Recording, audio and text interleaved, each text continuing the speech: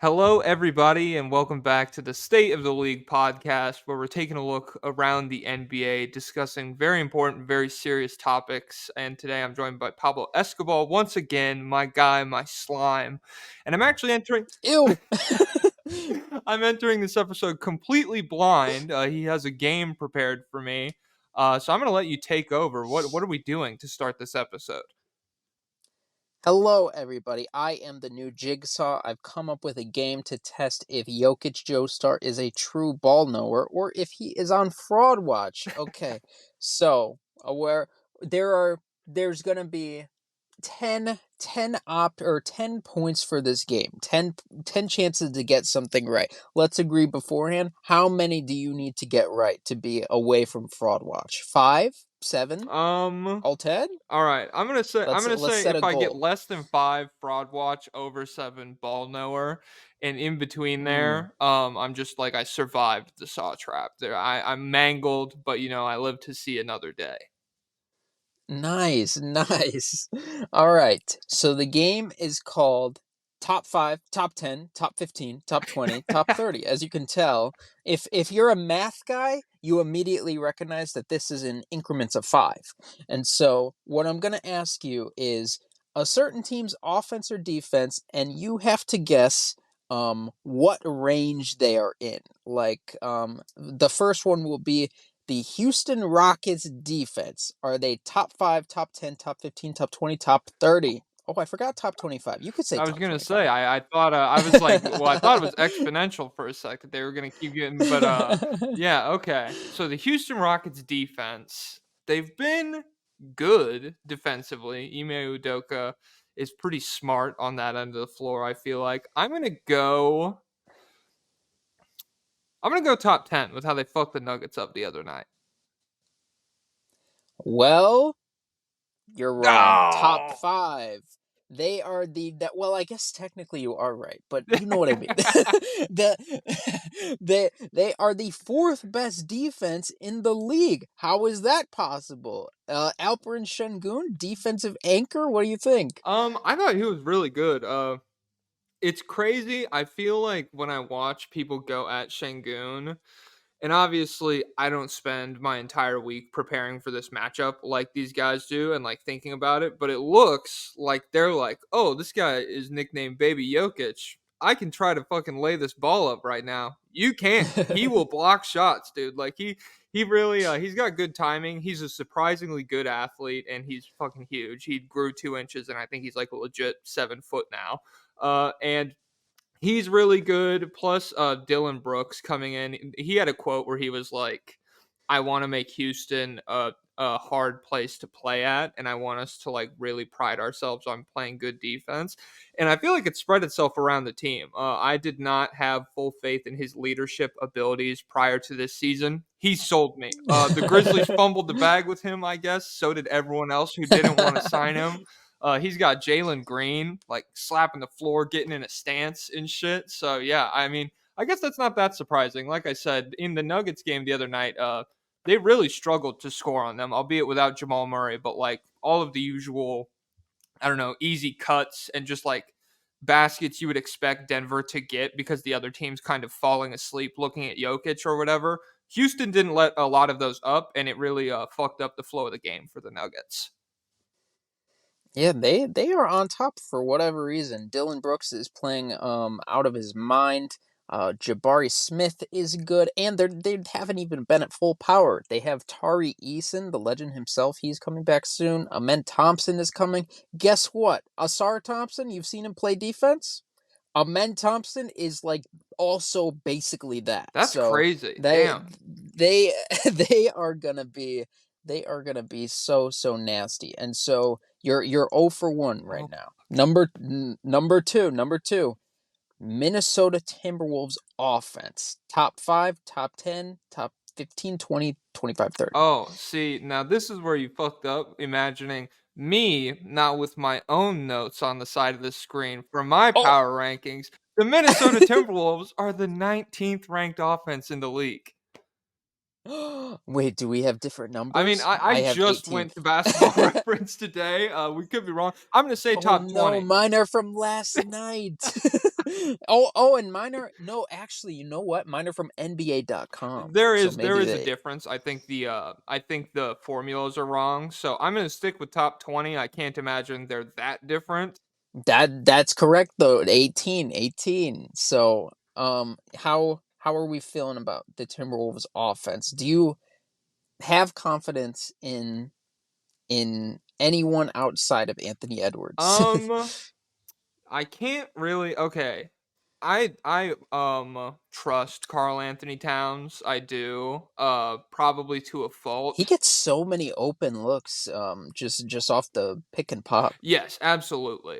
Because like especially if he's running it with Anthony Edwards and like he can blow by anybody even if they're like fully committed to him. So this idea that like you can kind of hedge the screen and try to get back out to Cat, it's tough. And that was pretty hard for I think it was when Cat just dropped like 33 on the Warriors after that huge fight and Mhm, everything. Um and so I think he will be good. Beyond that, I don't trust Gobert at all. Jaden McDaniels is fine. I think he's like a streaky shooter who will become a capable offensive player next year, maybe 2 years from now. I don't see him being like an 18 points per game guy right now, which really feels like there is kind of a hole in Minnesota's offense for someone like that. They have Ant who can average 30, Cat who can average 24, and then a bunch of guys who can average like 12. And it doesn't feel like that's the most balanced offensive approach when one of your top guys has an off night. And as much as I like Carl Anthony Towns, he is prone to having nights where he just like cannot be impactful offensively. And so that's very difficult for them. are you familiar with Nas Reed's numbers this season? Oh shit. How did I forget Nas Reed, man? Nas Reed's nice. Yes. It's 50, 40, 90 club member currently. it's hard. It's hard because he can't be on the floor. Like when you have three guys like that, what are you going to roll them out at small Mhm. forward or something?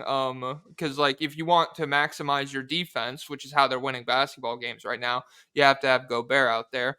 And like the alternative is to bench Cat to play Nas Reed. And so I really like him off the bench. It feels super overpowered to have him going against backup guys. Because to me, he could fairly clearly start on a number of teams in the league. He's been really good. It's just a matter of like if you want to have your best offensive players out there all at the same time, you're going to have to give something up defensively just because they're all 7 feet tall. Yeah, they have the best big man rotation in the league. Last year we were looking at it and we were like, "Oh god, they invested way too much in this." But it turns out one off season, that's all you need to figure everything out. Let's go to number 3. So you're 1 and 1. The Sacramento Kings offense. They broke records last year. They made history. Where are the Sacramento Kings right now? Top 5, top 10, 15, 20, 25, 30? Um, ooh, I'm gonna go. I'm gonna say top 15. 16th, but also maybe by maybe by basketball reference they are 15th. I don't know. But by according to my my stats and data, I have them at 16th. But also, how many games I forgot about this. How many games did De'Aaron Fox miss? I'm gonna say 4 off the top of my head. I know they lost the second Golden State game without him. It was weirdly close. Got whooped on by the Rockets in back-to-back games, and then I think I'm forgetting one more after that. At least 3, but I believe 4. And I know those Rockets games tanked like their points per game, offensive rating, everything. I think they scored like 86 points in one of those games. It was pretty gnarly. Oof. Yeah, are they on fraud watch yet? Are we worried? I know Kevin Herter has fallen off a little bit, but I still do believe in the Fox Sabonis tandem. Even though I'm not the biggest Sabonis guy, I feel like they should probably rebound at some point in the year and be like top 10-ish. Yes. Little I know Kevin Herter has had 2 or 3 bounce back games. He was awful to start the year. He just had um 28 on like 6 of Mhm. 11 from 3, like kind of what you would expect from someone who is his caliber of shooter that started the year really poorly. He's kind of law of averaged himself back to being like 37, 38% right now. I think they will, because with Fox, they are so good offensively, and he's not traditionally a guy like LaMelo or someone who's going to miss 25 games a season just through like, I don't know, like his body breaking down doesn't really hold up. De'Aaron Fox plays 75 games a year routinely. And so if he just like stays on the court for the next 2, 3 months, I think we will see that start to rise. Because I am also not the biggest Sabonis guy in the world, but I am confident in Sabonis as a second option. If you ask him to go out there and like, I don't know, backpack the team, that's probably not going to work out super well. But if you ask him to play off of De'Aaron Fox and just like do the shit that worked really well last year, he's totally capable of that still. Yep. So 1-2 right now. Next up, the vaulted San Antonio Spurs defense with the greatest defensive rookie ever. I don't know, Victor Wembanyama. What do you think? What are they in range of? Top 5, 10, 15, 25, 30? I know they're ass at guarding threes. So I'm gonna I'm gonna guess top 20. The San Antonio Spurs are the 29th Holy ranked shit! defense in the league. Are the San Antonio Spurs on fraud watch? Is rookie Wemby, is he not good enough? I know Devin Vassell coming out of college was supposed to be a defensive demigod, but it seems as the offensive load has ticked up a little, the defensive ability has gone down a little bit, and yeah, they're just a lot rougher of a team than you would expect, because when you see Wemby on his good nights, it's like he's so huge. People already do not want to take chances with him at the rim. But I probably should have checked what the number difference is with him on versus off the court. But right now they are not looking too hot. Yeah, I mean, it's weird because they have guys like Vassell, like Sohan around Wembenyama, who in my Hmm. stomach, yeah, Keldon is supposed to try I'm like hard. these guys at the bare minimum like lengthy athletes where you kind of ask them to like fly around on the perimeter and just have this great big fuck behind you, then that should work out to like being all right. But 29th is jarring. I'm not going to say fraud watch right now. I'm going to say youth watch. I'm going to say Mm. I don't know.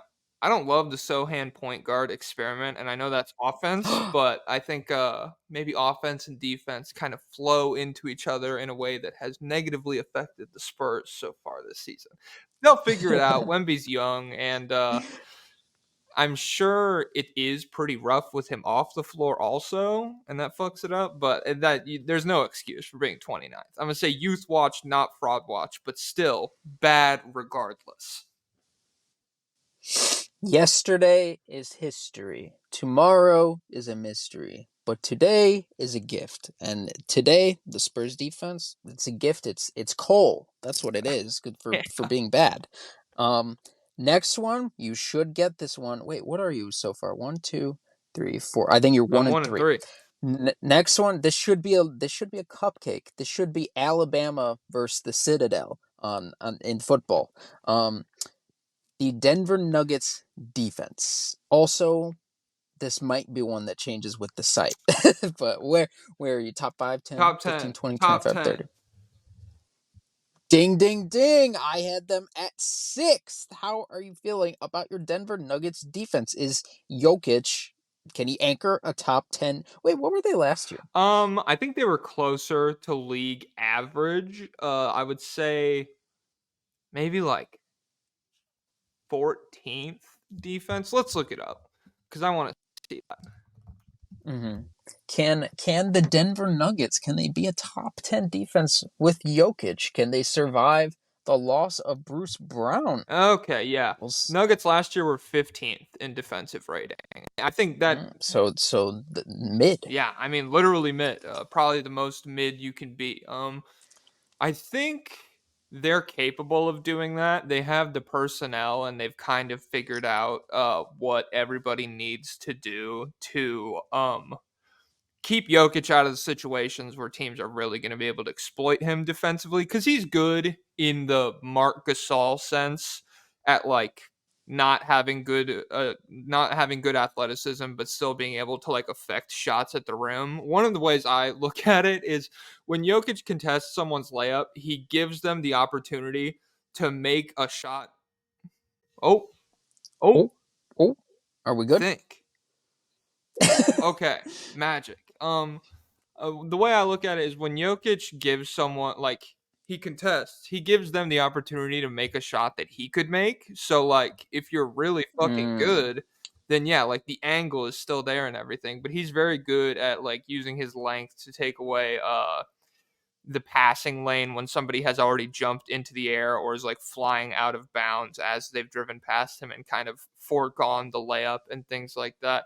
KCP has been phenomenal Oh my defensively. God, I love It's KCP. insane that we were able to give up Will Barton and get KCP. Shout out to the Thrill for like essentially winning us the championship with that move. It feels like he's so good, and Aaron Gordon really prides himself on that. And Michael Porter Jr. has been well above what I He's expected. taken leaps. He's good, dude. There was the game against the Mavericks. I think Nuggets Twitter probably ran with it a bit too much. They were like, "He's clamping Luca. Oh my god!" And some of that's just an off night from Luca or whatever. I wouldn't expect that to hold up over a 7 game series or anything. But Luca did not play well while Michael Porter Jr. guarded him. So there's a Off nuggets of truth night, to that. off night. Off night.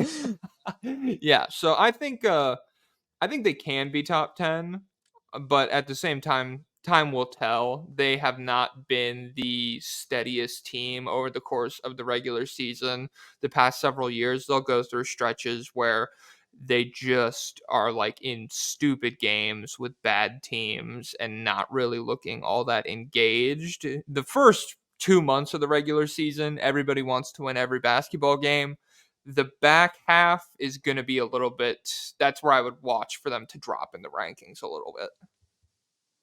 Yeah, sometimes you win two MVPs in a row, and then the media spends the entire season saying, "Should you win it again, or should we give to Joel Embiid?" I don't know. You might be overrated. You might be a fraud, and the other guy might like go in the media and be like, "I can't believe they keep giving it to that guy. What can I possibly do? I deserve this. Please give it to me." And that guy and your guy might be like, I don't care, and he might take the entire last month of the season off hypothetically, and just let it slip so he doesn't have to deal with that media talk. But who knows um the Warriors offense, Steph Curry, he's a one-man offense himself. Where does he have him this year? Top 5, top 10, 15, 20, 25, 30? I am going to guess he has them top top 15. Ding, ding, ding. And you know what they are? 15th I knew it exactly. was on The the margins of one of Warriors, them.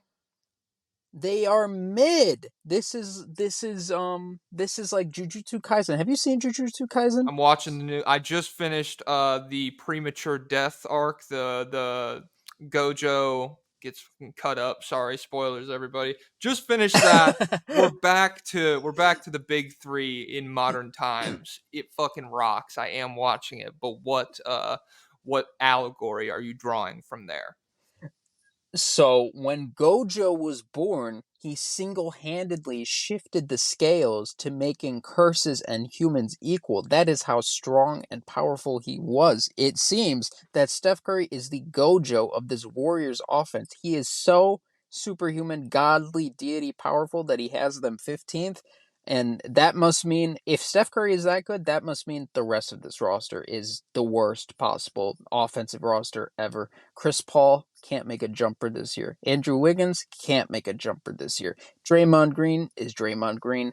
The rest of the roster is just, I mean, Gary Payton, we know what he is. He's a lockdown defensive player, not the best offensive player. I think they are gonna need Brandon Pajimski to take on a bigger role offensively. I have optimism for Trace Jackson Davis too because he's an older rookie, and so I'm hoping at some point they can find some kind of rim running groove with him. But right now it's looking bleak. How do you feel about the Warriors offense? Can Steph Curry do it all? I feel like one of the things. Well, I guess they didn't forget it when they were putting together the team. They were just expecting that Wiggins, Clay, or Kuminga would be able to be this Oh guy. yeah, Clay. Yeah. Um, the Warriors, Chris Paul at this point in his career needs to share the floor with someone who can like really effectively score the basketball. Because otherwise, like he can run a sharp offense if he's on the floor with someone like that. But like you said, he can't shoot a jumper. He's not blowing by anybody. It's really hard for him to score in any capacity. And so for that to be the guy that's like running your second unit, you're just like calling it a wash a lot of the times. And beyond that, I thought it was pretty funny how Draymond this season to start, he's shooting 45% from three, which like any other year is like the Warriors are like, holy shit, like this is the biggest positive we've gotten from Draymond as a scorer in like half a decade. And it's just like not even a story because it doesn't matter. Cause no, I mean, I went through, I think there's six other guys who have been on the floor with Steph Curry in any game this season and scored at least 15 points. And Oof. it's not, and like half of them weren't. Chris Paul's only done it once. It was against the Thunder when they scored 140 points. And I think either Wiggins or Kuminga was the same way. It's just been really, really hard for anyone else to score. Yeah, they ran the graphic during the Gobert choke game that Brandon Pajimski is the only other player to score over 20 this year. I know Dario Saric scored exactly 20 in that Thunder game.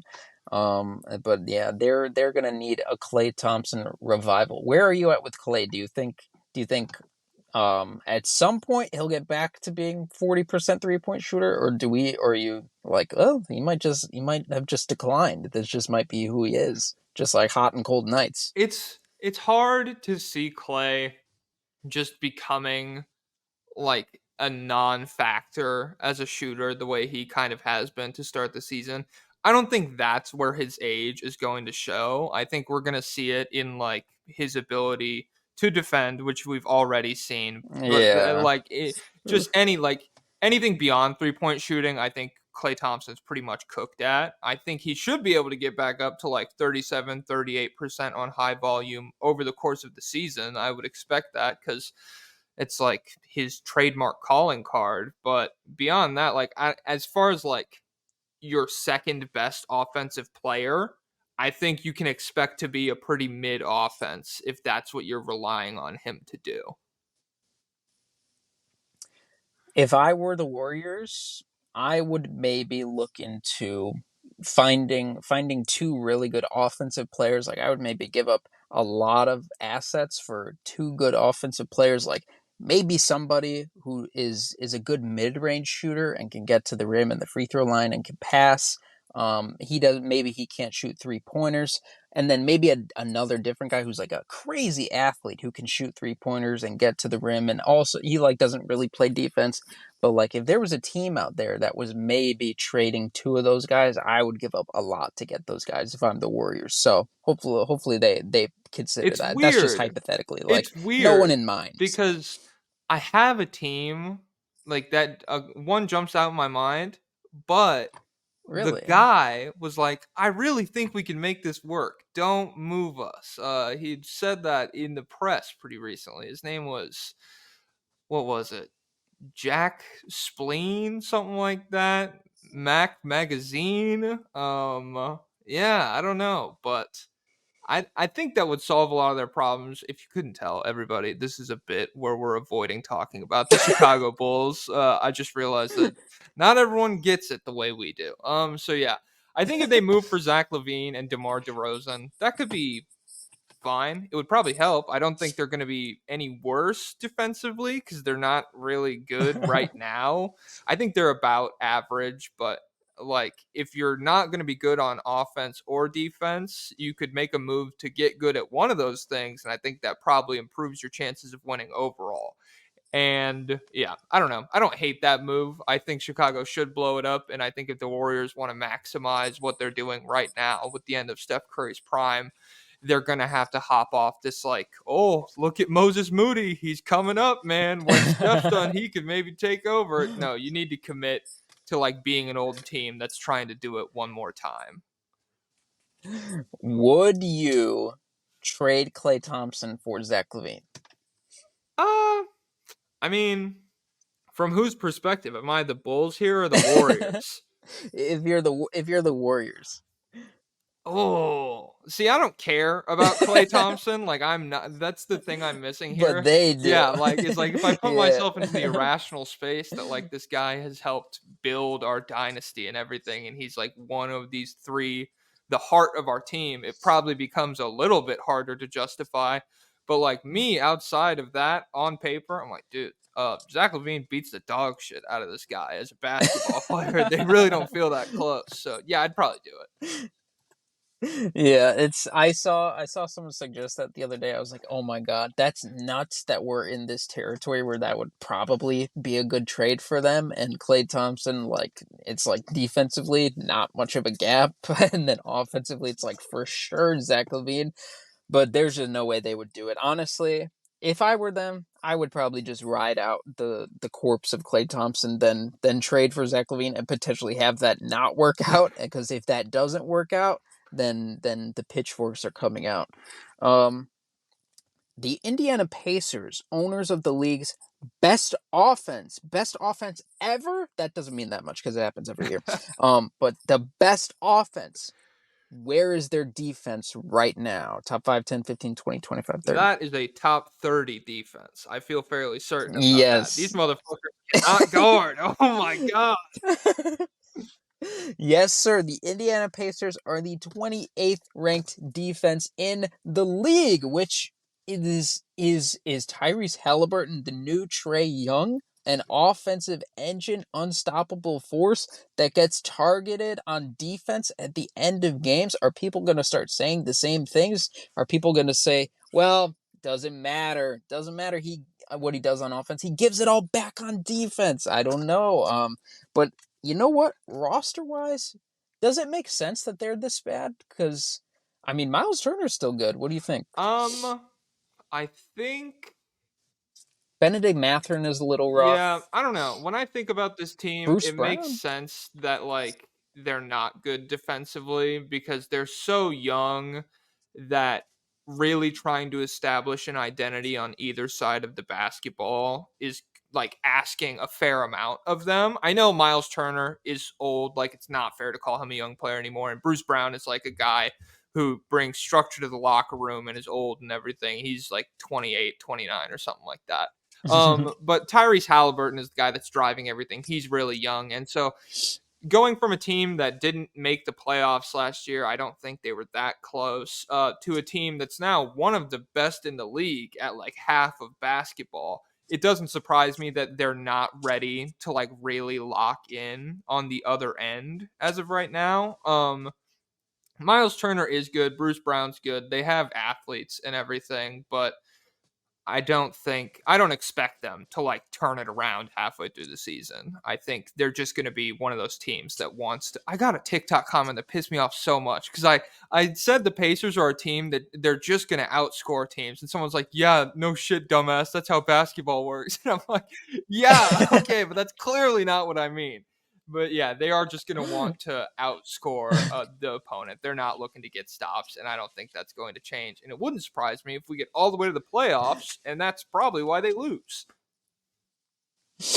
Yeah, all the time I'll get comments where it's like they think you're the stupid one, but it's like you're literally you're literally not in the conversation right now. I remember someone, do you know Katie's burner on TikTok? I think he changed his name to Killian Oh Hayes yeah, yeah, Stan. yeah. I know. I thought you were saying Katie like Katie. Yeah, No. Kevin Durant's burner. Yeah. Yeah, I remember one time in the summer, I was laughing so hard. He made the funniest video. Somebody commented, he was talking about the bubble finals, and somebody commented, um why are you talking about this? This wasn't even on TV. We couldn't watch it. So how are you talking about this? And he just made a video replying to that comment where he was so mad and he's like, "What are you talking about? It wasn't on TV? What do you mean?" People are so delusional. And you know what I'm getting right now? I made a video back in like July or whatever talking about the Rockets roster, and I said I don't think this is gonna work. And I still praised Shengun and everyone in that video, but I just said I don't know about Van Vliet or Dylan Brooks or Kevin Porter Jr. And I to be fair, I am wrong about Fred Van Vliet and Dylan Brooks, but now there's I don't know how that video is just going back around, but there's a bunch of Rockets fans commenting, "Well, well, Oh well, my look what we god. got here. You doubted us. We're up and you were wrong." I'm like, "Okay. Which pisses one thing that Sorry." makes me mad is I'll dig my heels in about this. None of us were wrong about Fred Van Vliet. He's shooting 37% from the field and everything. Like the rest of the team, I was wrong about Dylan Brooks, 100%. I didn't realize he was going to And eliminate the long two from his repertoire, but like the team. you know what? You know what? Nobody gets credit for having optimism in Dylan Brooks. It's been years of struggles. Years! You didn't predict this. You didn't say, Rockets fans, when you guys signed him, you were not thinking, okay, he's just going to be one of the most efficient scorers in the league. After years of the 3-point shot not working anymore, he'll just pop back up to 40%. Like, obviously, that's going to happen. Only Rockets fans know this. Non Rockets fans, you don't know anything. You guys didn't know that. You're lucky. And we'll see how long it lasts. It's a mirage. He'll come falling back down. You'll see. You'll all see. The February Dylan Brooks shooting stretch is going to be fucking legendary. We're getting back down to 29% on the season. I promise you that. Oh man. All Uh, right, all right. oh, another thing Rockets fans do is anytime you talk about Cade Cunningham, they fly in there. They say he's who you guys say Jalen Green is. He's the chucker. He's inefficient, and I'm like, listen, you guys are up right now. You guys are up. I can't argue with you. Whatever. You're right. Yeah, uh, man. Jalen Green should have been first overall. Yeah. Okay. Cool. We got it, guys. Thanks. all right, so now you're speaking of up, the Rockets fans are up. You are up in this game right now. You're 4-3. Let's see if you can close it out. Um Trey Young, the Atlanta Hawks offense. Trey Young, not looking too hot this year. He declined last year offensively. I thought, it's an aberration. He'll be back on top next year. He's not back on top, at least individually scoring wise. The scoring efficiency is not fantastic. And so, but DeJounte Murray, he has these random big games sometimes. How are you feeling about the Atlanta Hawks offense? Do you think top 5, top 10, 15, 20, 25, 30? I'm gonna go top. Ooh, I'm gonna go top 15. I want to say they're like 12th right now. What are we looking at? Well, you know what? Your glass is too half empty, right? That would mean you're too pessimistic? Yes. You're too pessimistic. I'll say it. I'll cut out the malarkey. Jack. That's Joe Biden. Um. Oh wait, your name is literally Jack. I was okay. That works. All right. Oh. No, I won't go back and do it and have you edit it. The Atlanta Hawks are the sixth best offense in the NBA. Things are cooking for them. It seems. It Damn. seems that Trey Young, even though he's shooting like 20. Last time I checked, he's shooting like 28% from three. But he's still getting to the line. He's still one of the greatest passers to ever pick up a basketball. And so things are rolling. How do you feel about the Atlanta Hawks? Um, I feel like what's it? Jalen Johnson. He's been good. Jalen Johnson is popping off. He's become a legit 3-point shooter, right? Yeah, I don't have the numbers off the top of my head or anything. I'm not super prepped on the Hawks. I like him. He looks good. Feels like every time I throw in a Hawks game, they're like, Jalen Johnson's got 15. and there's like 4 minutes left in the third quarter or something like that. Uh, Trey, I don't. I'm out on Trey as like an efficient scorer. I'm not out on Trey as a player. But like the idea that I don't know, this I've always his passing has always stood out to me more than his scoring. And so like Mhm. the idea that he's the next Steph Curry or something, I'm like, that doesn't make a ton of sense to me. Like he shoots long threes and he's small, but like the way he plays basketball is much more akin to like a James Harden. And so I Mhm. think if they continue to just rely on him for his passing and then like whatever they get from him as a volume scoring first option is just a plus, they'll be fine. And I guess the plus side to that is if he becomes inefficient in the playoffs, your offense is kind of already prepared for that. And so you take that on the chin and you can continue being a competitive basketball team in the postseason. Six is surprising. I would be curious to see the caliber of defenses they've played so far. They don't leap off the page to me as a team that is like, I guess DeAndre Hunter's been pretty good too this season, and Capella's a good lob catcher, and so off. Onyeka Okongwu, he made 2 3-pointers in one Get game. the fuck out of here! Oh my god! I swear to God, I swear. It's 1978, and we're like, what two? Um, Yeah, no. I guess when I think about the personnel they have, it makes sense that they're a good offense. But the vibes that Trey Young emits, another day, another opportunity to shoot 10% from the field, man. It just doesn't like jump out to me as a good offense. Yeah, I think so. Last year they were just kind of like they had all the same guys on the roster, but all of them decided we're just not going to be good at all the stuff we are good at. Like DeAndre Hunter, he's like, I'm a 3 and D guy. I can't remember off the top of my head if he shot well from 3, but he's like, I actually can't play defense and I can't play offense this year. And it just felt like a struggle, but maybe people are getting back into form. Bogdan Bogdanovic, FIBA boost. Honestly, I forgot to check his numbers as well. I don't know if he's doing better or not. But yeah, it is. I think it is a positive sign if you're a Hawks fan that even with these trade struggles, that you're moving things. The Quinn Snyder effect. He still hasn't played off ball as much as I would like, but he is mixing up more off ball actions this year, and so I think that'll only be a plus. And hopefully, as the year goes on, he realizes, hey, this makes my life incredibly Yeah, easy. I So mean, and compared to he last buys in. season, when seeing one off-ball action from Trey Young last year, you're like, whoa, he doesn't have the ball in his hands. What is this team gonna do? Even though they moved I for I remember all of them. I remember all of them. There was an inbound pass against the Orlando Magic where he sprinted around, got the ball in the corner, fell out of bounds, made a three. Oh my God, it's burned into my it, memory. But it carry on. makes so much like you move for DeJounte Murray, who is a capable on-ball guy, and you have this other guy who is very pesky off the ball. Like the small sample size, and so I think 40% catch and shoot 3-point shooter for his entire which is career. insane for a guy who's like 29% on threes lately. Like maybe get him some more of those looks that he's really good at and we can bump that up. Yeah, I like him off ball more and I think yeah, it is a good sign if you're a Hawks fan, especially cuz I didn't it didn't feel like they were hitting on their draft picks, but now it feels like they have a nice little young core around DeJounte and Trey that I don't know if they're going to contend for a championship, but I wouldn't want to see them in the first round or anything like that.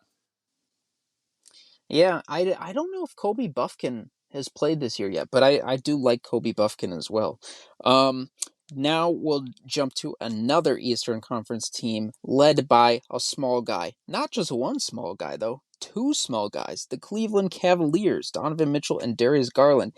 The Cleveland Cavaliers offense. This should be their actually last year they were a really good defensive team in the regular season, but you have Donovan Mitchell, you have Darius Garland, you have Evan Mobley as a role man, hopefully. Um, but you have Isaac Okoro. Ooh, how do you feel about the Cavs offense? Do you think they're top five? 10, 15, 20, 25, 30. Where are they at? I'm gonna guess top 25. Top, they are 20th. So not a point for Oh, you. Not a come point on. for you. Damn it. Wait, did you get the? No, you didn't get the Hawks one right either. So what are I'm you? 3-5, I'm pretty sure. Oh wait, am I 3 and Three and 6? no, I think you're four. Wait, how many? One, two, three. I Unprofessional. only have 10. I think you have four, and then what is nine? You're 4 and 5. You're 4 and 5. Okay, Oh, okay, dude, we're down yes. to the I. wire. Oh my god. But yeah, are you worried about the Cavs offense? Do you feel that Donovan Mitchell, if it's not good enough, is he like, screw this, I'm out of here? Absolutely. Like it doesn't feel like Donovan Mitchell is super committed to the city of Cleveland, and rightfully so. Like he didn't sign there, and he's been pretty open about wanting to play in New York and being disappointed about not getting moved to New York when he demanded a trade. And so like I'm not mad at him for not being completely tapped into what Cleveland's trying to do, but I am a little concerned. Garland already missed time to start the season. So did Jarrett Allen. Evan Mobley's offensive progression has not been what I hoped it would be in terms of him developing an elbow jump shot or something like that. Just like shoot the basketball, Evan. And yeah, I think there's a very real possibility that Mitchell either demands that KD to Phoenix, himself to New York type trade where he's like, I don't have a no trade clause, but I'm not playing for anyone but the Knicks. That could happen over the course of the next year if they just continue being really bad. Uh, or I think he's unrestricted with like a player option after next season. And I think at that point, if the Cavs haven't shown major steps forward, that all bets are off. Like, if you're not going to be a really good team and a really good situation for Donovan Mitchell to be in, he can find that in New York and he can like where he lives also. So, yeah, I'm a little concerned if I'm Cleveland. Yeah, it always feels like it should be. It always looks on paper that it should be going better than it is. Because like, if I'm Donovan Mitchell and I'm just like looking like, do I want to play with Jalen Brunson or Darius Garland? I'm picking Darius Garland 10 times out of 10. And not well. Who is the better player? I would still say I Darius think Jalen Garland Brunson and Donovan is Mitchell's skill sets overlap a lot more. It makes more sense for him to play with Darius Garland.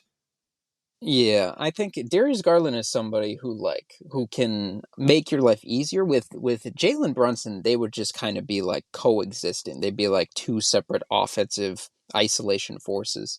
And yeah, just honest, if I'm him, like, Jalen Brunson, I get the RJ Barrett leap is finally happening, but RJ Barrett, Julius Randle, just I don't get it. I guess maybe he's just putting city of New York number one priority. That's it. That's what I want. But still, to me, I'm like, I don't know. I think things look pretty good in Cleveland if you just committed and worked out. But so now the final question, down to the wire. Are you clutch? Do you have the clutch gene? Maybe. Let's find out. Now this is not offense defense. This is net Oh, rating. fuck. Whose net rating is lower? The San Antonio Spurs or the Washington Wizards? Is this a trick question? I don't know. Oh, okay. I'm going to stay committed to my city. I think the Spurs are lower. I think the Wizards are just, the stock is through the roof, baby. I'm going Wizards higher, Oh, Spurs lower. well, you are correct. Woo! Yeah. And you want to know something? The Washington Wizards are a negative 7.4 net rating right now. So where would you play? What do you think the Spurs would be? Uh, I'm going to go like noticeably lower, 7.4. Let's go like -8 for the Spurs. They are minus 13.4. Holy fuck. They are almost twice as bad as the Jordan Poole, Kyle Kuzma led Washington Wizards, who seem to be tanking on accident. They are just throwing away these games completely naturally. I know you got to see them in person the other day. What did you see? Did you Were you analyzing their body language on the bench? I wasn't paying that much attention to the bench because G Wiz was walking around and I was trying to get a high five from him. And Gee whiz, is that the mascot yes, or who's Gee whiz? he's the NBA's Gritty. I swear to God, he's like this fucking weird Oh, blue guy. I think he's a bird technically. And here, hold on.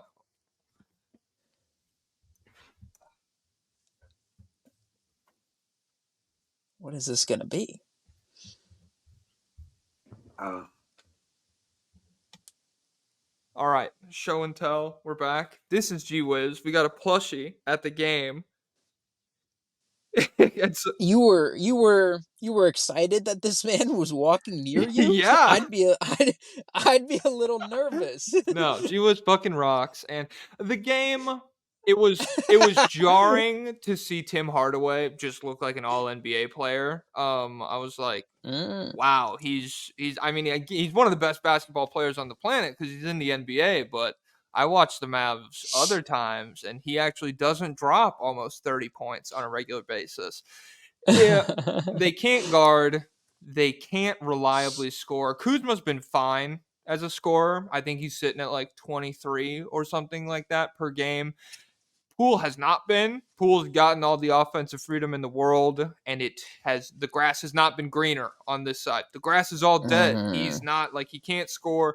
His passing ability that was okay in Golden State feels like it was a lot more reliant on the fact that he was able to score the basketball and was also on the floor with Steph Curry, who's really good and kind of like the defense is constantly focused on him, so other people are open and you can just be the guy to like make an extra pass or something like that. It's not great. The fact that the Spurs are double that is insane. I realize that they're bad at offense and they're the 29th defense now that I've done this game. That's crazy how that's so insane, man. What do you think about that? Like what where does that come from? I saw this number last night at like 3 a.m. I jumped like Scooby Doo. My eyes popped out of my head. I was like, I need to watch more of this team because the games I have caught, I generally walked away like feeling okay. Like I was like, things are looking up for Wemby, things are looking up for Devin Vassell, but it appears I've not caught the right games because this is a dumpster fire to the highest degree.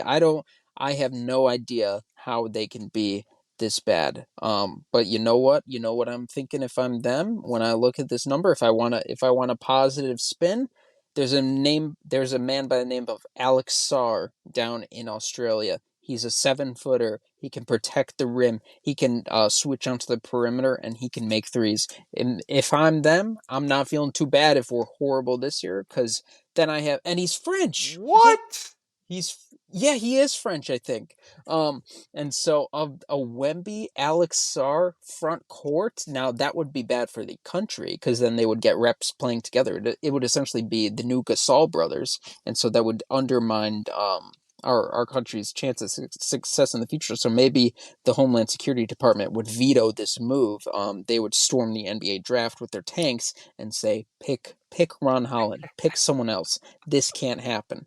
But right now, Spurs are awful. But honestly, if there was one team in the league that had to have a net rating almost doubly worse as the Wizards, I think the Spurs fans would be the one who are okay with it because this entire year is just free. They're like, I've been watching garbage the past few years. I have had nothing to look forward to since my big three grandpas retired.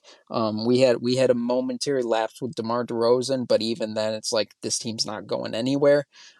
We finally did it. We won the lottery. We got the next guy.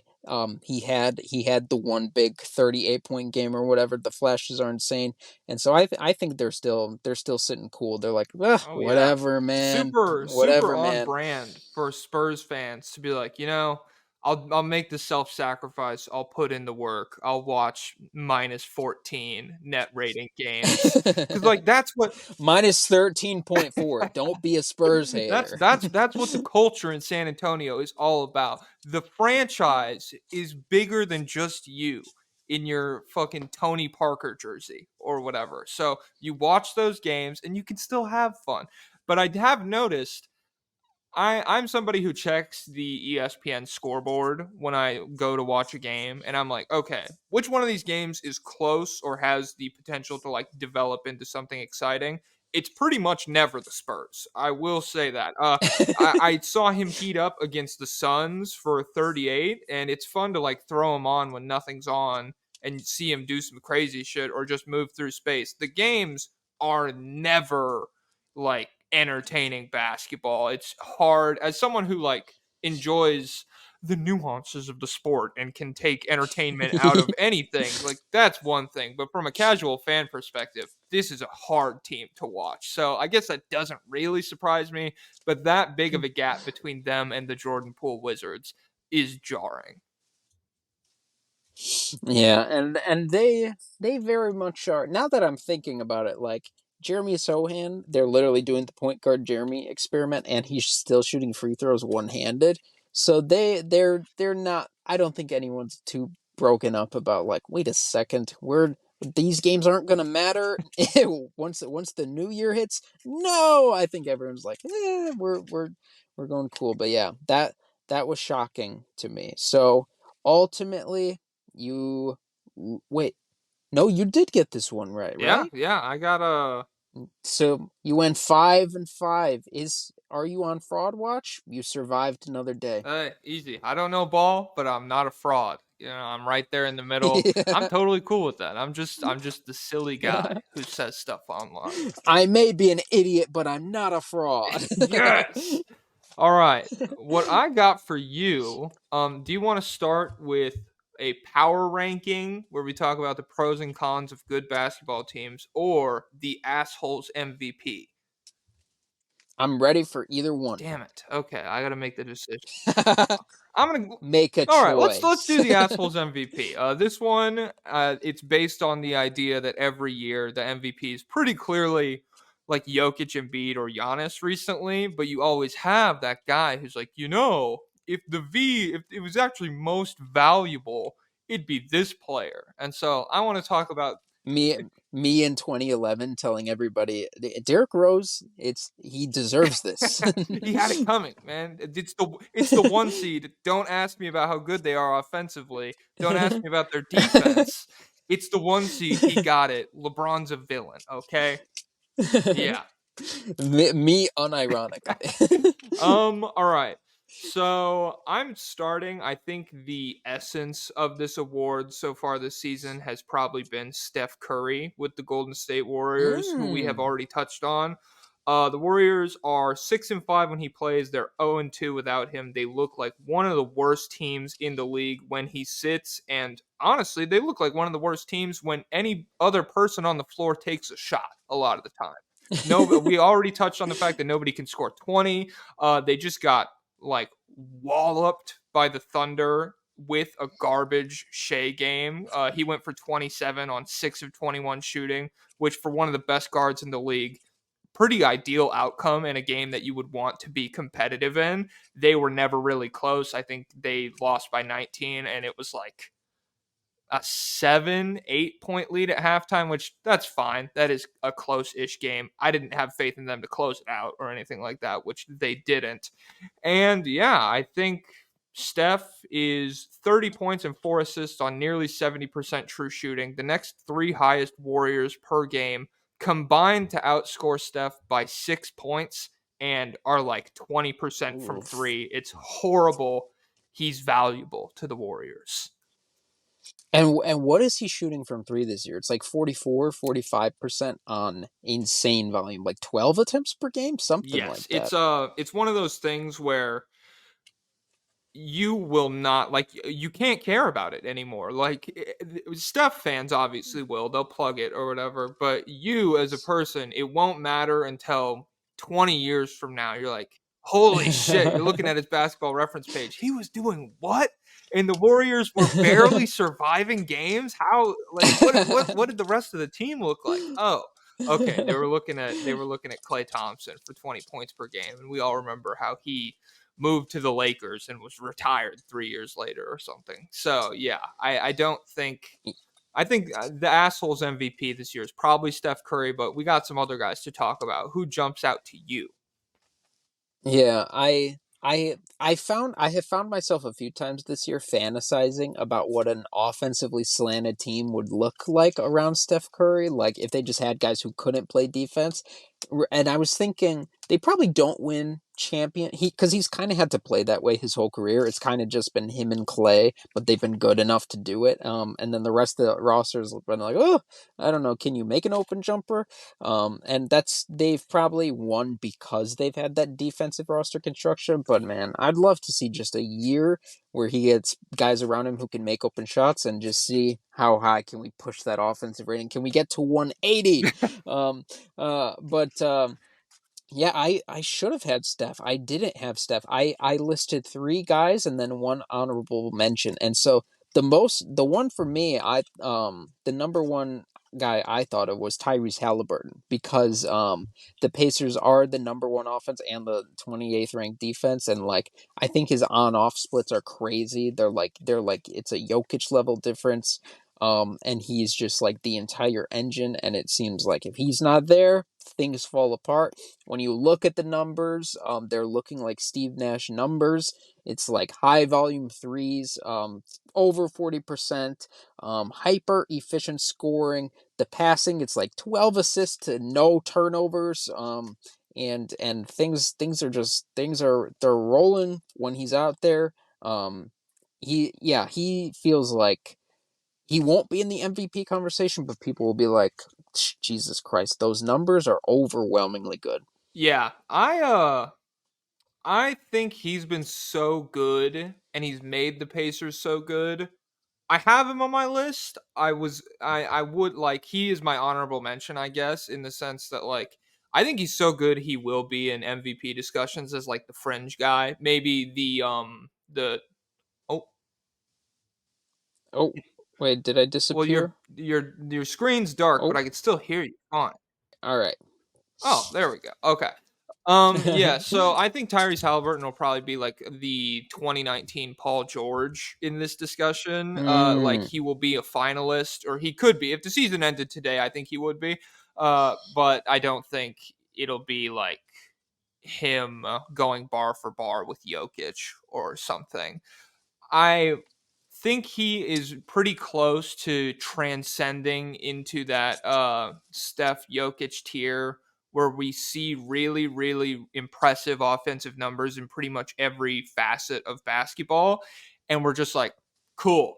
We know you can do that. So like it really doesn't affect us that much anymore. His 25 and 12 and a half a game on 66% true shooting with 2.1 Oof. turnovers per game. He's one of four players who's 20 points per game while top 20 in true shooting percentage. It's him, Steph, Jokic, and Luca right now. Oh, Pretty good company to be in, I suppose. And yeah, that one he's missed one game. The Pacers scored 104 points. They're averaging 126, 27, like you said. There, yeah, I think that's a big drop I off. think he's the foundation of everything that allows them to even compete as a basketball team. They have good guys around him, but take him out and nobody's capable of doing anything. Yeah, that's the asshole's MVP. Who what other guys do you have? I would bet we don't overlap on these other guys. Um, I don't know. I kind of okay. Um, my next one I have. You already said his name, R.J. Barrett. Is he on Ah, the okay. No, he's Renaissance? not. He's making the leap. The Knicks are 5-2 when he plays. They're 1-3 without him. In his last three, which are three straight wins, he's 25, 4-4 on 68% true shooting, like 58% from three, which is super sustainable. And he's like the go-to wing defender on what was the second best defense. I checked back, and they're now like sixth, which I mean, Mhm. like second sounds a lot better on my bullet points, but sixth is still really good. His So we'll just lie. We'll just lie. So yeah, the Yeah, second go one of to the wing best wing defender on defenders on the second best the best defense. defense in NBA Jeez. history. Oh my god. Oh, whoa. Yeah, his value here is essentially rooted in the fact that he's allowed New York to survive their second 9/11 with Julius Randle's Mhm. start to the basketball season. 36-32 splits still. He's kind of bounced back. He had nearly a 30-point triple-double on mid-efficiency, the Julius Randle we all know and love, but the fact that they're 5-2 when RJ plays is very it's impressive because they're not that good when he hasn't played. They're just kind of like treading water. Yeah, I'm gonna come out right now. I'm gonna be controversial. I'm gonna get hate for this, and maybe I'll deserve it. I'm not an RJ Barrett believer. It's a mirage. I'm gonna say it. I'm not a believer. I think it's gonna regress. The 3-point percentages will go down. And then yeah, he's just still not a guy I'm super happy to be having as a core part of my franchise. I don't want to be paying. I guess his contract, now that all the contracts have taken a leap, I guess his numbers are not that bad. But still, I'm just not that big of a believer. But right now he's up, and I'm on fraud watch. So, shout out to RJ Barrett. I was an RJ Barrett hater when he was at Duke because I was such a Zion lover. And I was a doubter for years, That's and so I fucking said funny to be like, we got three 18-year-olds, and this one actually fucking sucks, and the other guy is the reason this team is good. I'm smart. Shut up. oh my god, it's the most unfair opinion I've ever had of a human being because I just hated him. I hated his guts because there would just be stretches during the Duke games where he's like, Zion doesn't get to touch the ball anymore. It's the RJ Barrett show. And he had major tunnel vision. It's burned into my mind. Draft guys will know. Maui Invitational, Hawaii, at the end of a game versus Gonzaga, legendary matchup. Prime Brandon Clark is swatting everything at the rim. The game goes down to the wire, and who takes it over? RJ Barrett. He says, Zion, out of the way. It's the RJ Barrett show. They lost the game. I said, you're dead to me, RJ Barrett. Jesus. You're But irredeemable, RJ. yeah, you're going to hell for Yeah, this. It's already cemented. But yeah, RJ Barrett. I'm not a believer, but hopefully you make me just a mindless hater who's an idiot and who's wrong. Because at the end of the day, he's a very nice guy, and he's also Steve Nash's nephew. Um, damn. but Sorry, Steve yeah, Nash. I didn't have him as my. We were just trashing your nephew, man. You should have raised him to pass I more. know. That's insane that um, you guys are uh, related because it really did. He's been a fine decision maker this year, and it's funny to see Knicks fans talk about he's way improved as a decision maker, which is like a baseline average ability to see your teammates. For RJ, like the past 3 years, he did have that vision where it's like this fucking mid range jumper is going up, and we'll get back and we'll play defense, and Tibbs isn't going to care because that he doesn't care about offense, but you're not touching the ball on this possession. That has definitely leaked into his NBA career a little bit. And also, I could be wrong, but I feel like part of the reason he's doing better is because he is just dribbling less, and like he does have the ball less, I think. But my next asshole MVP is a guy who's on a horrible team, who's on a mid team, who's suffering in hell. I said RJ Barrett's going to hell. This guy is in hell. Alex Caruso of the Chicago Bulls. Can you be an MVP on a terrible team? Because the only wins that they have seem to come because of you solely. He's the only one completely locked in at 100% on that team. There are games where like we had a 2-point win, I think, over the Raptors that went into overtime. And he was somehow a plus 20 in that game. There was Jesus. another game where he had an insane off on. He is just an unbelievable defender. He is one of the rare guards who can guard literally every single person on the court. Like we're throwing him on Pascal Siakam, and Siakam's passing out. He's like, I don't want to deal with this. He's gonna have a lot of callers. People saying, "Please give him to me for a first round pick. He will change my team's life," and I think that that is true. I think he is an unbelievable monster. He tries 100% every game. I think he is shooting well from three on like very low volume this year. But he in what little success the Bulls have had to muster, it's because of Alex Caruso. And so, listen, that's valuable. That's more valuable than Jokic. Jokic gets to play with the Jamal Murray sometimes. Sometimes, So, yeah, and Aaron Gordon all the yeah. time, and I mean, he was in the dunk contest, so that's pretty much an Oh. all-star. That's at All-Star Weekend if you think about it. Um, yeah, I'm a huge Caruso guy. Uh, I was on a different pod where we were like possible, but like not for sure going to happen. And one of the predictions was that Caruso would be the most impactful guy dealt at the trade deadline. And I was like, that doesn't sound like the craziest thing in the world to me. I like Zach LaVine more as a trade asset. He's obviously like the traditionally better basketball player in terms of the things he's able to do, scoring and all that. But if you Hmm. ship Zach LaVine off to the Warriors and you're asking him to fill this huge role that he's not super capable of doing, and we get to the playoffs and his holes in his offensive game jump out a little bit more, I think that is more realistic than Caruso getting dealt to NBA NBA champion champion Alex Alex Caruso. Caruso getting dealt to, I don't know, the Kings maybe, or I wouldn't mind it if the Nuggets picked him up at all. I really like what he does. And if he gets into a situation like that where they're just like, "Hey, shoot the open three, and if you make it, it's fine," and just like lock down whoever we throw you at, that is something that a lot of teams are going to want and could very easily swing like a second round series if you catch a shit matchup where your second best player is just fucking out of the equation because Alex Caruso's on him every possession. That's hard to adjust for in the playoffs. And I think he's the kind of guy who's capable of doing that defensively. And I would love to see it. So yeah, get his ass out of Chicago. It's not a good spot. I don't think bad or mid teams should be allowed to have guys who are like good role players. Yeah, he's basically he's this year's Derek White, and so who's gonna win the sweepstakes? Could it be Dallas? Could it be I don't even know who else.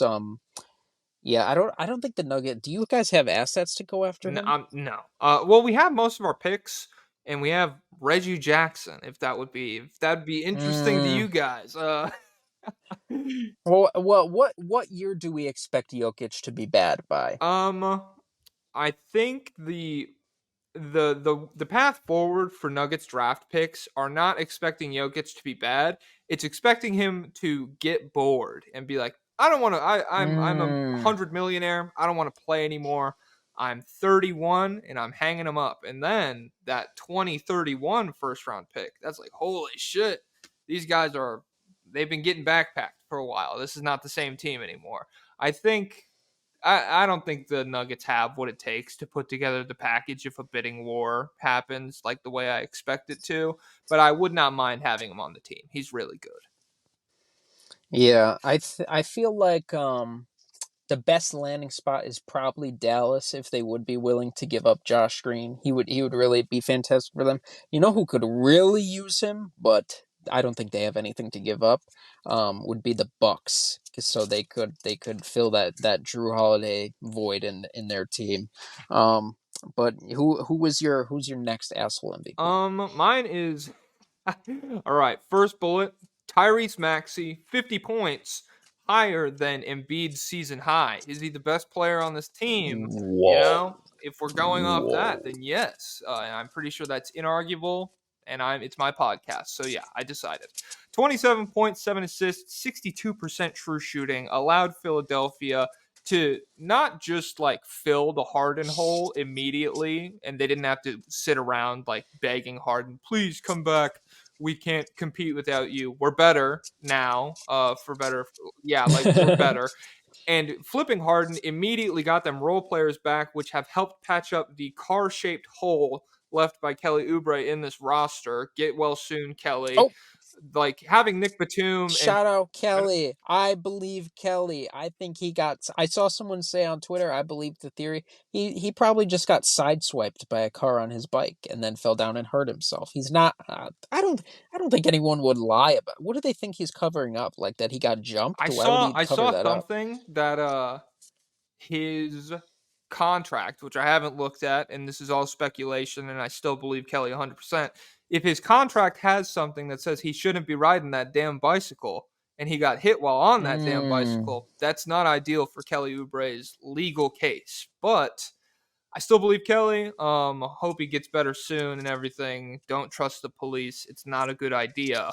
And yeah, having Batum and Robert Covington on the roster now, like that has kind of helped patch that hole a little bit. And so if we extend that value into the fact that they were able to move Harden because of how good Maxi's been, it makes him even more valuable. So yeah, I really like him. He also leads the NBA in fourth quarter points per game. Ooh. But on the flip side, that means they've had to play him in the fourth quarter a lot. That means they haven't been blowing guys out. I'm just playing devil's advocate here. Or the Sixers mid, actually. But no, he's been fantastic. I still worry a little bit long term about the playmaking on this team, but maybe this is the best strategy around Embiid. Maybe you don't need the star. Like how many he has gotten to play with a lot of high end talent over the years in his league, or over his years in this league.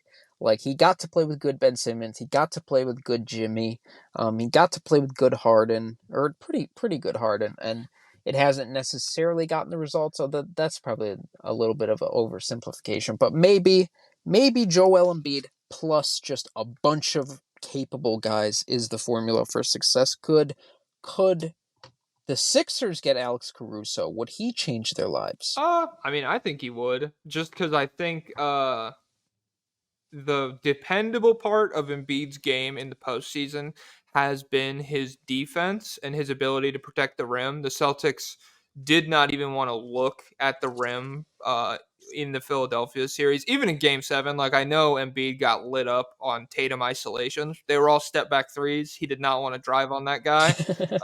And yeah, so I think if you're bolstering the perimeter defense around him, that's probably a good way forward, because regardless of what you really do, the ceiling here is can we get a healthy Joel Embiid for 1.5, 2 months en route to a championship? And can he play at like the MVP regular season level? And so if we're just like accepting that that is what is going to need to happen for this team to win a title and doing our best to get the rest of the roster ready for when that happens, because we believe in Embiid, we're the Sixers in this scenario, then moving for Caruso, moving for, I don't know, they signed Kelly Oubre, but just getting these guys who can defend and give the team like a good baseline for Embiid and Maxi to be otherworldly offensively with. I think that's a smart path forward, as smart as you can be with somebody who's been as inconsistent as Embiid has been, or at least health wise. Yeah, pre car crash, Kelly was like has been like 20 points a game, right? Yes, Something like that. he's yeah, and shot the three ball fairly well. I think I feel like it was close to 40, if not above 40%, which if you can get, yeah, 20, I don't know if that's sustainable. 16 points per game, good floor spacing, and an engaged defensive Kelly Oubre. That's a good basketball player. Shout out to the Sixers. Play Jaden Springer more. My next asshole MVP is a guy who is kind of a real asshole in real life. He cheated on his wife, fiance. He's not a player. Ime Udoka. Is Ooh. he the most integral part of the Rockets' success? Is it him? Is it Shengun? Is it Dylan Brooks? I don't know who do you attribute the most value to in this Rockets explosion? I think it's a combination of everything you said. I feel confident saying that Ime Udoka is the catalyst for everything. I would wager all the shit that happened this past postseason with Dylan Brooks combined with a coaching change is what allowed Brooks to kind of focus on the shots he's really good at and eliminate all the like dumb deep 2 pointers, just like I'm bailing us out hero ball that Brooks played a ton of in Memphis that has just like completely gone away. And I think you can attribute some of that to the coaching of Ime Udoka. A lot more smart offense, maximizing Şengün's ability as an offensive hub. You can attribute some of that to Udoka as well. They weren't doing a ton of that last year. You would see flashes of where Şengün's capable of doing that, but it's their approach to offense now. We want to get the ball to the middle. We want him to lead us in assists, and we want to, yeah, attack off of him. And that's a coaching change as well. I think, yeah, he's probably, if not the like number one most valuable thing, at least the first domino in making those other Mhm. guys more valuable. Yeah, I think Şengün is the best player on the Rockets, but I don't know if the ball gets into his hands without Ime. Last year, like I think I think like all the Şengün actions were like at the top of the league in efficiency, but for whatever reason, Steven Silas was like, I don't know, let's. Do we want to do that, or do we want to have Jalen Green and Kevin Porter Jr. dribble 45 times out on the perimeter and then make a play? But yeah, the Rockets. I'm excited. I'm really I want to see how this looks when Amen Thompson gets back and how they're going to incorporate him back because all the Asar Thompson defensive stuff has gotten me excited for Amen Thompson, and then like Amen Thompson is the better offensive player of the two. He's not a better shooter. He's still disaster class shooter. But he is like nuclear. He's more athletic and he's a better passer offensively. So I'm very excited to see where this team goes. And I was a little skeptical of Ime. I was like, I don't know. That Celtics roster is pretty stacked. I don't know if he was like the guy, but now it's looking like maybe he was the guy. Um, who was your next asshole MVP? Did you have another, That's or did you already that's do all. three? That's all of mine. I have Steph, I Maxi, Halliburton, and RJ Barrett were my four. All right. I have one more honorable mention. James Harden.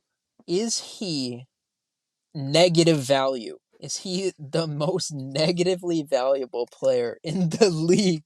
The Sixers have propelled to the top of the league without him. He goes to the Clippers. Have they still not won with No, him? they're on six. It was almost the Nuggets. They made it a close game. But yeah, no, the Clippers have not won a game. Does he does he have the most impact of any single player in the league he's right he's the now? assholes MVP for whichever team the Clippers are playing against. I don't know. You watched them play, and it's not just Harden. Kawhi hasn't looked like, the Kawhi Leonard we expect. He doesn't look like 27 on 50, 40, 90 splits right now. The mid range hasn't been there. His explosiveness, his lift. Harden hasn't been good. I'm not gonna die on that hill. He had like that Mavericks game was insane. The Nuggets is one thing. They're gonna troll some games like that, and like it was just like a sucker punch to the mouth that they didn't see coming from a desperate Clippers team that made it a close game. The Mavericks game is way like they were up 15-12 in the first quarter and give up like a 58 to 80 run to end the half, and just like Ooh. it was not like I've never seen a game become a blowout in that capacity. It's fine to get blown out. It's something else to like really strut your stuff. He had 14 points, didn't miss a shot in the first quarter, silent the rest of the night. I think he made like one or two shots. And so yeah, he I hesitate to say negative value. I always look for the positives in players' games. It's not been super easy to find them in Los Angeles. Like the whole offense looks horrible. Nobody is moving. It's not flowing well. There's no ability to really get to the rim. Nobody feels like they're shooting threes exceptionally well. It's just ugly. And I feel like Harden has the ball in his hands a lot, so it's easy to say it's ugly because of Harden. But yeah, I don't know. I'm gonna say neutral value, but I'm fine if you say negative. I won't fall on my sword for Harden right here. Is value inherently positive or no? Just the word. Oh, yeah, I don't know. I think if I'd have to say something else if I meant like he was straight up negative value. Maybe he's a detriment, something along those lines. Yeah, I'm gonna say it's a positive It connotation word. okay, so yeah, so he doesn't qualify, Fucking but semantics he's out of here, having pal. the logic, rhetoric. um yeah, yeah, that's all I have on James Harden. I saw Westbrook today. He said, "Hey, I'll go to the bench if we need it." So maybe that'll change I things. know. I got a couple Westbrook haters on my phone that I DM'd it to, and I was like, "You got. I mean, this is a nice guy. You guys look mean." I sent him a picture of his family. This is who you're hating on. So yeah, Westbrook is too prideful. Westbrook is too stubborn to come off the bench. What about year 15? all Suck it it. took, He all it did took it. was like the worst start to a team with this many good players we've ever seen for him to be like, I think it's time, guys. All right. Moving on, I got a quick little. Let's run through power rankings. Let's discuss like our top five title contenders, a reason that they will win, and then a reason that they won't win. Do you want to go? Let's go bottom to top. So we save like the best teams. It's like a big reveal. We're very theatrical over here. Mm. We're theater kids. We are High School Musical, the musical, the series. Have you seen it? I have not. It's good. Well, when Olivia Rodrigo was on it, it was spectacular. It was very easy to see that she would take over the world eventually. And her chemistry with Joshua Bassett in season one, out of this world because it was real. But then season two, Damn. painfully cringe, painfully cringy to watch because it was real. Um, so my number five contender would be the Minnesota Timberwolves, the best defense in the league. I said if they do go far, it'll be because Anthony Edwards just keeps taking a leap, and he plays defense all the time. And then if they don't go far, it'll be because the playoff fall offs. Like Anthony Edwards will have his first taste of a playoff fall off because most young players do have a bad, like literally everyone has a bad playoff series at some point. So that will come for him at some point. Carl Towns is notorious for a little bit of a drop off. Like, can you stay in the game, or are you just going to get frustrated and slap everyone and foul out? Rudy Gobert, everyone bullies him. They say he's trash in the playoffs, even though some of it is not his fault. But then also it's like you don't feel super great when he's pulled out onto the perimeter in the playoffs. And so yeah, it's a gamble on them on their defense being legit. So where did you have Minnesota top I five? had them. I had them fourth. So yeah, the way I'm Mm. if I say something that you have, we can just go straight to your ranking of them. Fourth for me is the Timberwolves. They are the number one defense in the league. Feels like they are overwhelmingly reliant on a very promising 22, 23-year-old Anthony Edwards who like he rocks. And I believe in him as a like large sample size playoff performer. I do think But does he roll? no, he Rudy rolls. He picks and rolls. No, I think if they win, it'll be because Ant continues not just being good, but like keeps ascending, and like in the playoffs we really re-examine where he's at, and it's like holy shit, this guy is like, we're going to talk about him, he's an all-time player immediately right now, and he will be for the next 10 years. If they lose, it's because like all the stuff that we're hoping happens, Gobert being maximized with elite wing defenders in the playoffs and being passable offensively, that stuff doesn't happen. And like Ant is just pretty good offensively. I don't think that will be enough for them to make a deep playoff run. Like they need to continue being spectacular on defense while Ant continues being spectacular offensively.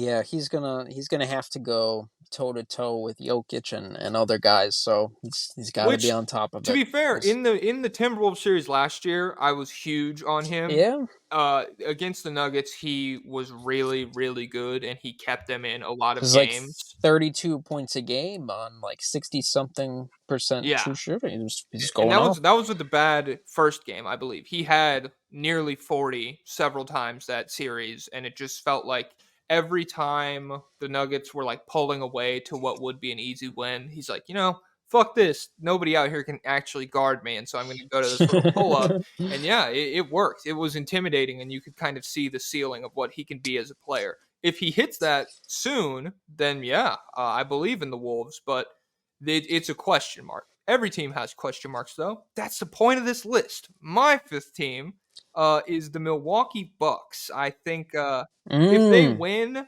the pairing of Giannis and Dame takes off offensively, and all of the glaring problems with this roster fall by the wayside in the winning fixes everything kind of sense. Like they figure out Brooke Lopez figures out how to be a fourth option again. Bobby Portis is good off the bench again. Chris Middleton can kind of be like a microwave scorer that they don't need 27 a game to be competitive with every single night.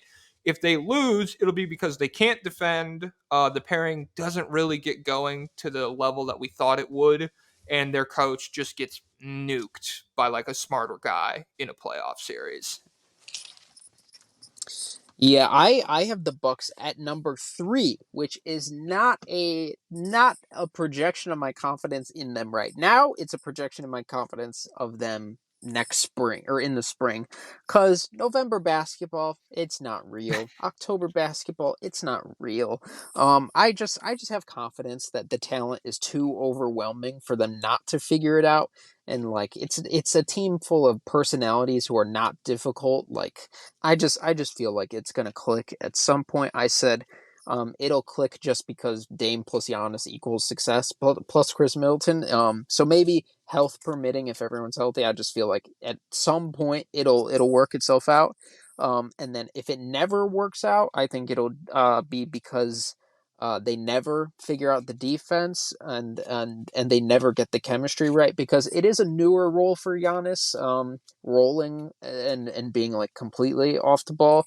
Um, but yeah, I would count on the positive. I still think this is a good team. Yeah, it's crazy how good Giannis still is when you took Dame out of the equation completely. I know they lost to the Pacers, but when he had like the 50 and 12 piece or whatever, he's just so like he's very capable of doing the things that we know he can do at a high level. It's just that sharing the basketball with Dame, he's committed to making Dame comfortable in Milwaukee and like letting him figure everything else out, and his own numbers have taken a back seat to that. I think if they figure it out, it'll probably end up being the reverse, where it's Giannis, the best player on the team, taking the most shots, crashing to the rim as much as possible, and Dame playing off that, like being a kick out threat to space the floor. I think that's more likely than like Dame. He'll have playoff moments like that, but I don't think he'll be their number one option if they hit what they're supposed to be on offense. Yeah. What's it called? I had to plug in my I had to turn on my car and plug in my phone and unplug my headphones. Do I sound different or no? No, you sound fine. Okay, perfect. Um All right. So my number 4 team was the Dallas Mavericks, led by Luka Doncic and Kyrie Irving. I said they'll be good because Luka is good and Kyrie is good, and they seem to have enough defensive talent around. I said if they're not good, it'll be because the defense actually is not that good. What do you think about the Mavs? They were the team I saw against the Wizards. Derek Lively is really good. He's very big, no? He's huge, and him. I really liked Derek Jones Jr.'s minutes for them as well. Just like his, not like their third best player or anything, just someone who has been impactful. I think I toyed with putting them fifth. I went with the Bucks' talent over theirs. I'm not sure how I feel. I know it's like you. Oh, do you have them top 5 or no? No, they'd probably be like my sixth Oh. pick because yeah, I don't know. I don't. love the idea of getting into the playoffs, and Kyrie Irving hasn't taken like a big step forward in the postseason really since Cleveland. I think he like maintained in Brooklyn, and that would be cool. But for Dallas to really contend, we would need to see like OG 28 points per game, 50, 40, 90, and 6 assists out of Kyrie Irving.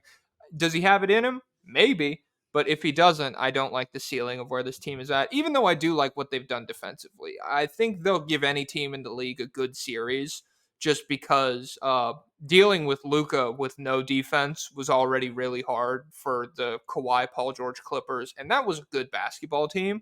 Um, Dealing with Luka and then having to go like actually work for your buckets, that's tough, and I think they could make it a series, but I don't know, I think I'm a little bit higher on the ceilings of these other teams I got on here.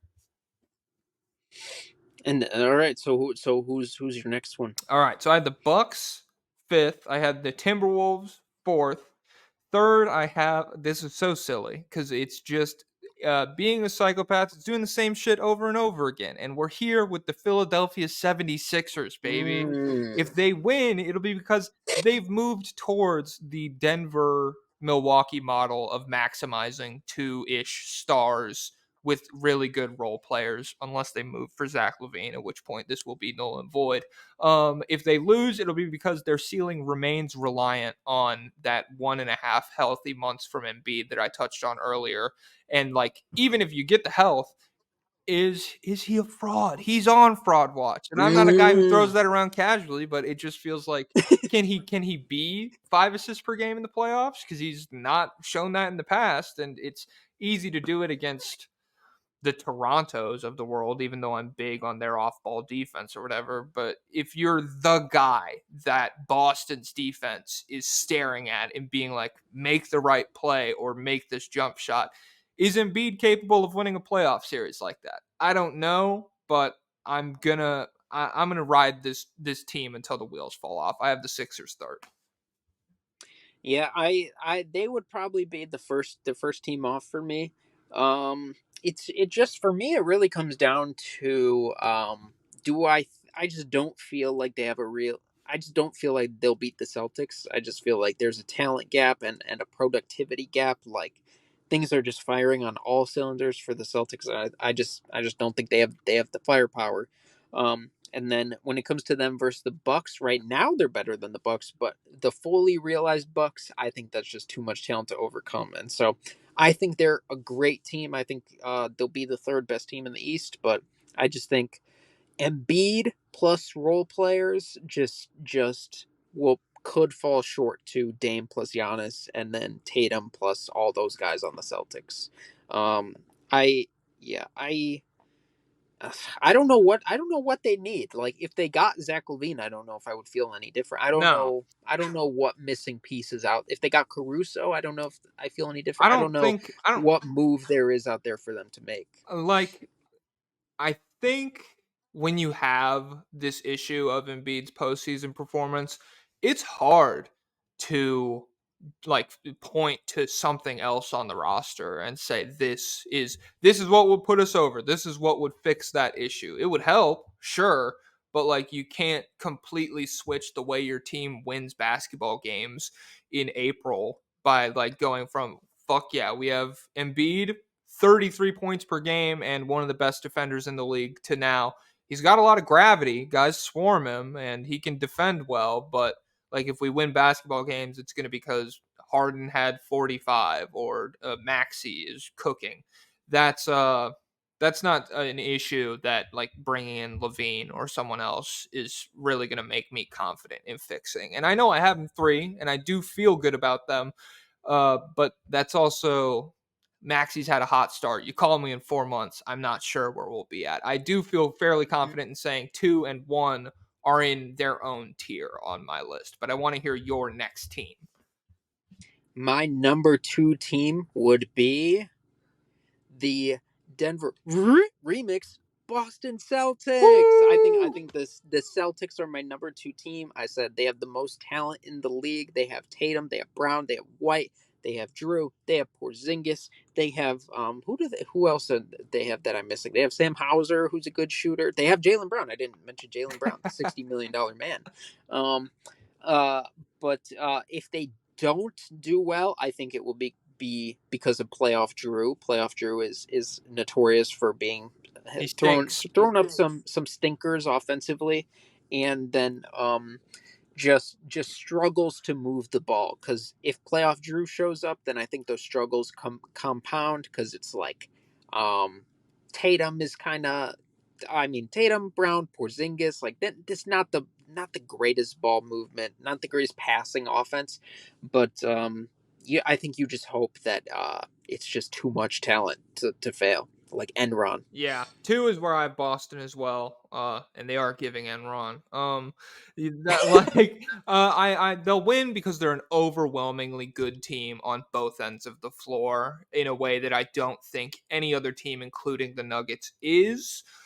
If they lose, it'll be because everyone on their roster, if they play at the level they've already shown in the postseason, I don't think they're like a lock to be a great team offensively. I think Jalen Brown is mildly concerning offensively. Drew is really concerning offensively. Even if we get to that point with Porzingis, which is a ways out in terms of health, he's not like some seasoned vet who's played 100 playoff games or anything like that. We don't have a huge sample size from him, and what we do have from him isn't like a star player that you can rely on for 25 in a series. And Tatum, Has he played in the playoffs? Did he play with the Wizards? Or oh, he played with Dallas. Yeah, yeah, and he and he was was very rough fine.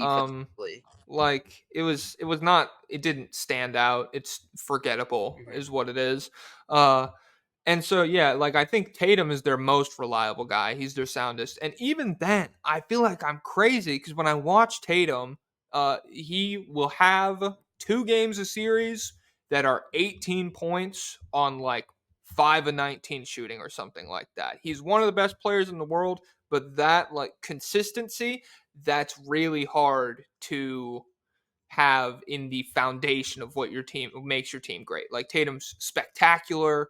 If he eliminates those games and is able to just have his off nights be like neutral, I think that's maybe does something for my concerns about the Celtics. But as it stands right now, it's hard to see. Like the past several years, the Celtics have really survived Tatum's off nights. Like he's been bad and they've won in spite of him. And I don't know if they can continue to do that.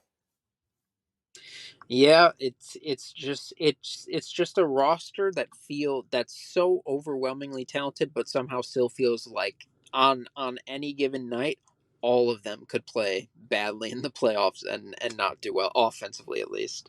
Yeah. Um, But yeah, then we have the same number one. I have the Nuggets number one because I'm an objective basketball ball watching knower. You have the Nuggets number one because you're Jokic's jockstrap biased fool, um, um, knob slobber glazer.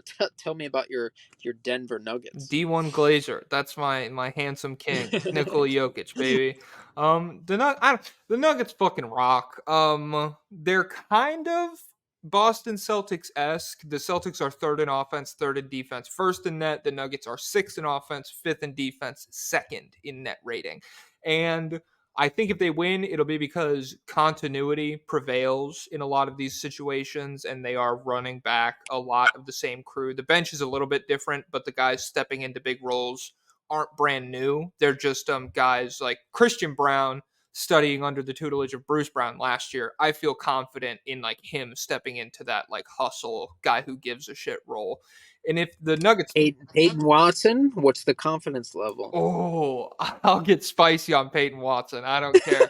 Peyton Watson is my evidence that if you put a really good athlete next to Nikola Jokic, he can make them a starter.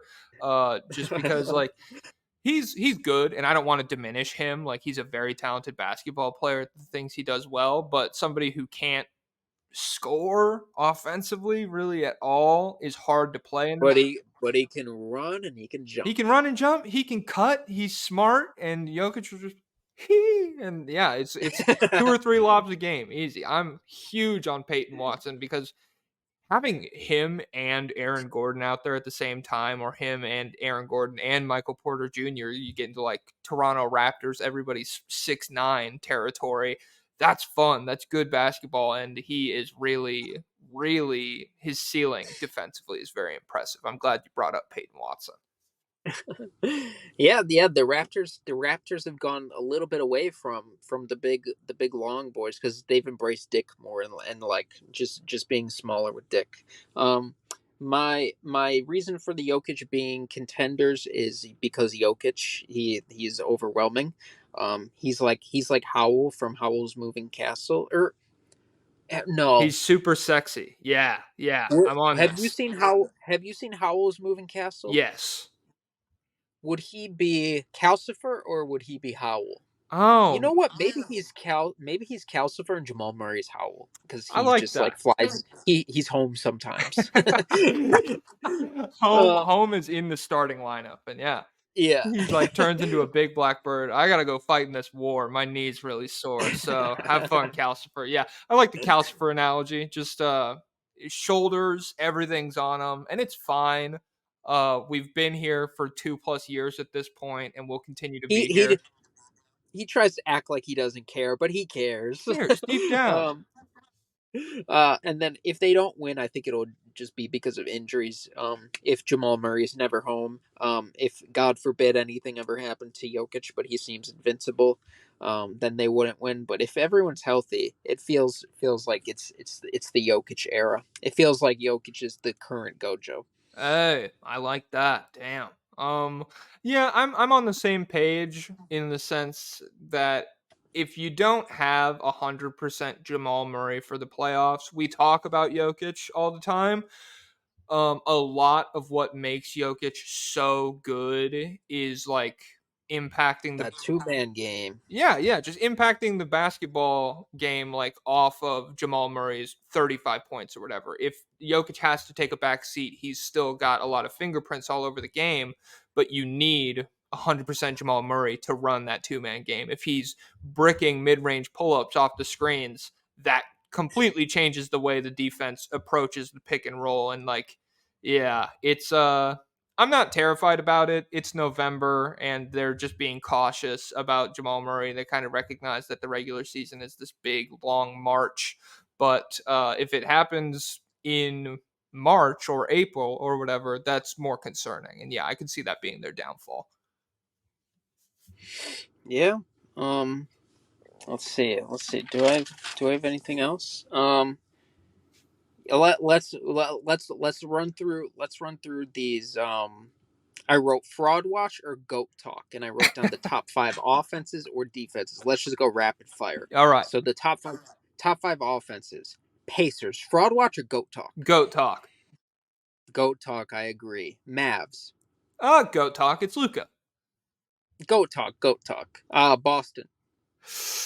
Fraud watch. The playmaking Mm, scary. Are they a top three? Are they a top three offense in the playoffs? ye- I don't know. mm. Yeah, I think I'm in the same boat. Goat talk regular season, fraud watch playoffs. Philly. Uh, probably closer to fraud watch. Even if you like accept Tyrese Maxey as a superstar, 20 points per game on crazy efficiency from Kelly Oubre is not like the most historically supported thing in the world. I don't know if that goes 82 games. And Tobias Harris has been phenomenal for them, like above his usual capabilities. Hey, it's like the Tobias Harris they traded for from the Literally. Clippers. um, the Denver Nuggets, fraud watch, goat talk, Goat talk. Goat talk. goat We talk, don't goat yeah. talk. Now defense, the Minnesota defense. Oh, goat talk. I think we talk when you talk about Rudy getting pulled out onto the perimeter, that is scary in the sense that like his value fucking tanks if he's just guarding one guy and not the entire court. But Jaden McDaniels, really good. Anthony Edwards, really good. Nas Reed's pretty good. Carl Anthony Towns is locked in. I like Kyle Anderson. They just have a bunch of quality perimeter defenders, which is what Utah was really lacking with like Pete Gobert. And so I believe in them defensively. Yeah, I'd say probably closer to goat talk. Boston Celtics. Oh, I think goat talk. I think that like they'll be hard to score on. Yeah, goat talk for sure. That's just it's too many guys, too many dudes. The Orlando Are Magic. they third in defense? They are third in defense.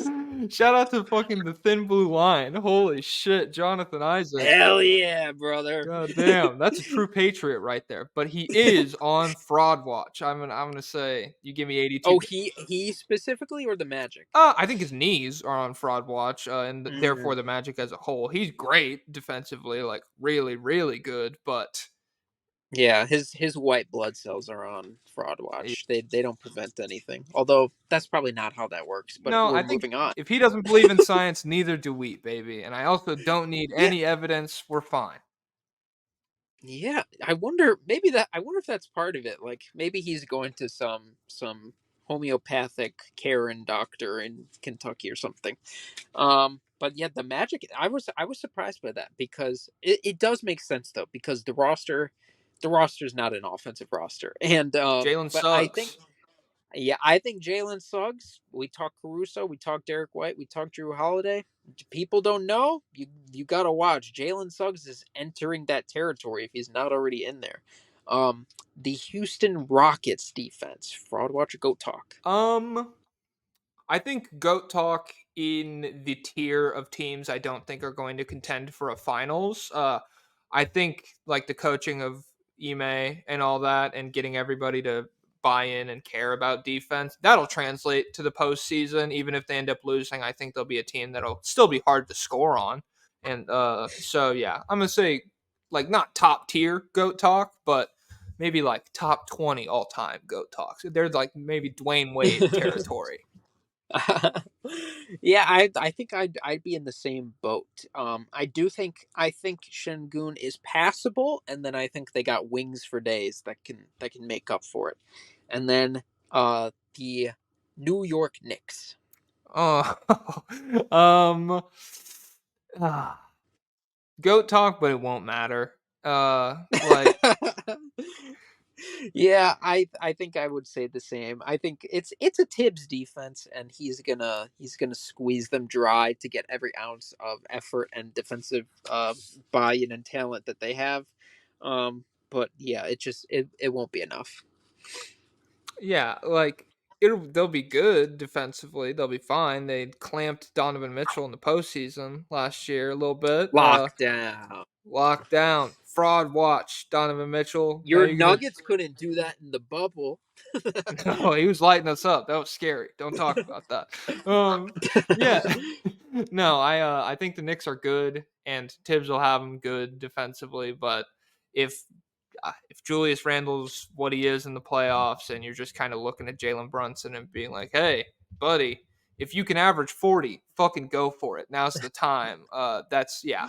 The defense doesn't matter at that point. Yeah, if Julius Randle buys in and they get to play 5-on-5 on defense at the end of the games, this defense is going to be scary. Maybe Julius, pick your head up, man. Oh man. All right. Well, that's really all I got for you today. I know, just a quick fucking hour and 45, just real off the cuff stuff. Everyone listening, you're lucky that this is free. I'm gonna put this behind a paywall next Mm. time. Next time we hit an hour and a half, you're giving me $5, but this time's Oh free. crap!